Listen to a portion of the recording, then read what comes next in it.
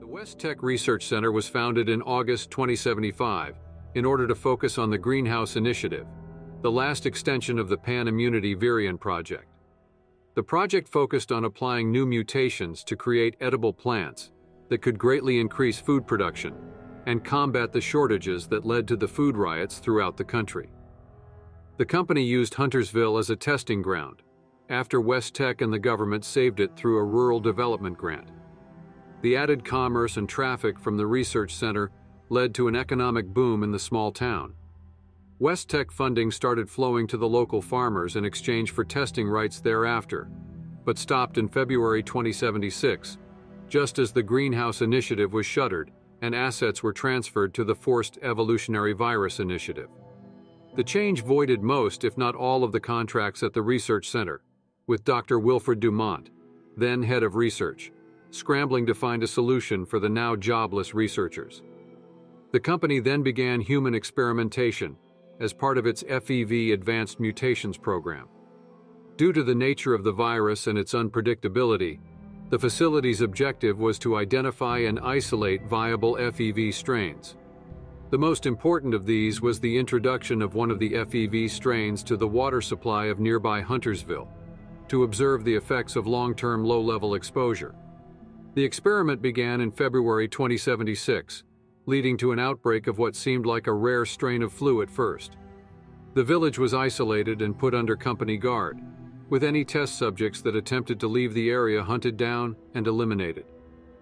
Anyone who reached out to West Tech for help was isolated in the research center for further observation and study. By August, the denizens of Huntersville were isolated in their homes by West Tech researchers, with armed guards in full hazmat gear deployed to keep them contained. This proved to be insufficient, necessitating military intervention. In November, authorization was granted for the 12th Mountain Division to be deployed to Huntersville and enforce the quarantine, citing concerns about a possible pandemic outbreak. The hazmat-equipped soldiers augmented the security, while West Tech researchers continued their experiments on the population, even as the mutating humans started to turn violent around September. Sergeant Jake Bianchi attempted to reveal the human experiments taking place at Huntersville in early November, but was subsequently court-martialed and replaced with Orlando Garrett. Experiments continued at West Tech, attempting to isolate an FEV strain that could create sustainable mutations. On January 13, 2077, one strain came close to a sustainable form, despite the subject's death within 13 minutes. Further attempts produced a variety of results, including a subject whose organic tissues were replaced with various forms of retinal tissue on April 30th.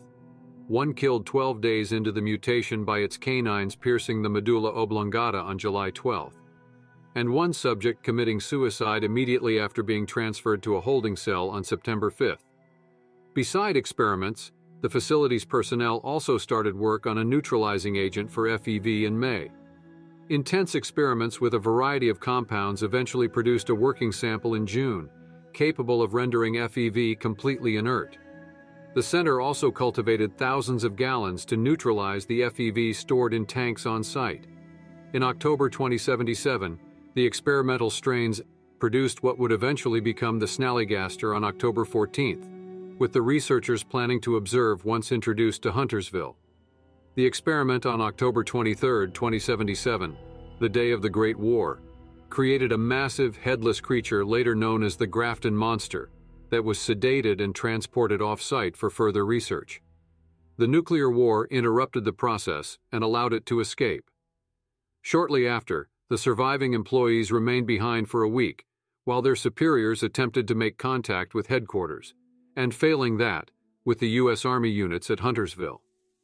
After 6 days passed with no response by either the Army or West Tech, the technicians dumped the neutralizing agent into the vats on October 30, 2077, verified that it was rendered inert, and abandoned the facility. The facility was left abandoned until it was rediscovered by Taggarty's Thunder.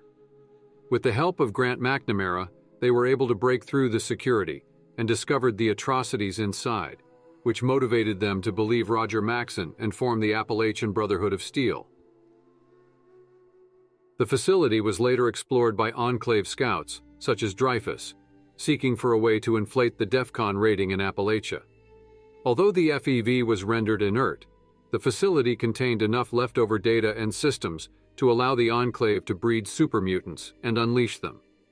By 2102, both the research center and Huntersville became major strongholds of the supermutants. By 2104, the underground facility was taken over by a former West Tech employee, Dr. Edgar Blackburn, and his 3 colleagues, Dr. Jane, Dr. Farha, and Nellie Wright. They sought to use the FEV to modify humanity for survival in the New World, but without the cruelty and pointlessness of West Tech's myriad mutation testing.